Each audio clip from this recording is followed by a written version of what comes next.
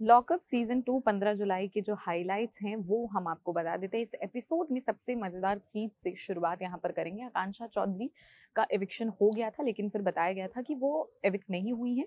वो secret room में चली जाएंगी और उसके बाद वहां से जो है वो पूरा शो देखती रहेंगी। तो जब आकांक्षा चौधरी वहां पर पहुंची तो वो काफी ज्यादा एक्साइटेड थी। उन्हें एक हेडफोन दिया गया और सामने एक स्क्रीन लगाई गई है जहां पर वो जो अंदर सेलमेट्स हैं लॉकअप में उनको परमानेंटली देखती रहेंगी।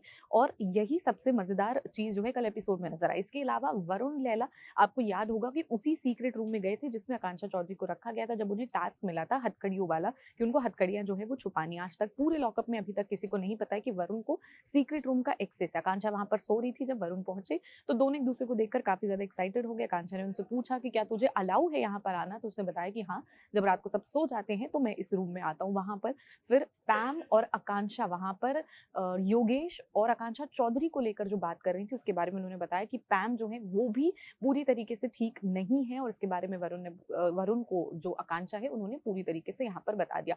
इसके अलावा अगर बाकी चीजों के बारे में बात करें तो आकांक्षा चौधरी जा चुके, शिल्पा और श्रेया स्क्रीन पर आकर आकांक्षा के लिए बहुत कुछ कह रही थी और आकांक्षा चौधरी को कह रही थी कि वो काफी ज्यादा बदतमीज है। और श्रेया ने ये भी कहा कि ये फालतू की जो लाइन होती है कि मैं अपनी खुद की कंपटीशन हूँ, इस तरह की चीजें जो है वो बोल रही थी। यहाँ पर श्रेया ने एक लाइन बोली कि अगर आकांक्षा मुझे सीक्रेट रूम में बैठे देख भी रही है तो मुझे कोई फर्क नहीं पड़ता। जिसके बाद लॉकअप जो है और उसके जो राइटर्स हैं या फिर उसकी जो स्क्रिप्ट है उसको लेकर लगातार जो टीम है वो पूरी तरीके से ट्रोल हो रही है। उनका कहना है कि ये लूज स्क्रिप्ट है।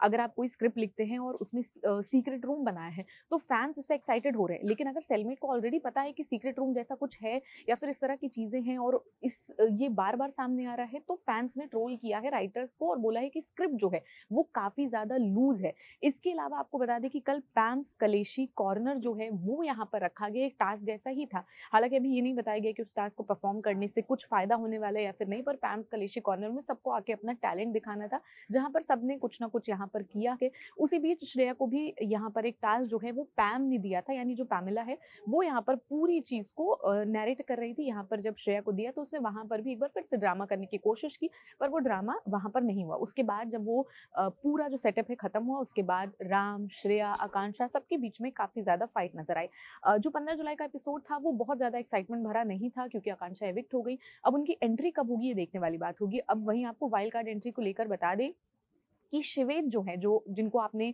रोडीज में देखा था, उनकी और रूरू ठाकुर की एंट्री की अब चर्चा हो रही है। यानी आसिम रिवाज को अब नहीं कहा जा रहा है, अब ये कहा जा रहा है कि शिवेद और रूरू जो है उनकी वाइल्ड कार्ड एंट्री हो सकती है। तो तमाम लॉकअप के अपडेट्स के लिए लगातार बने रहिए हमारे साथ।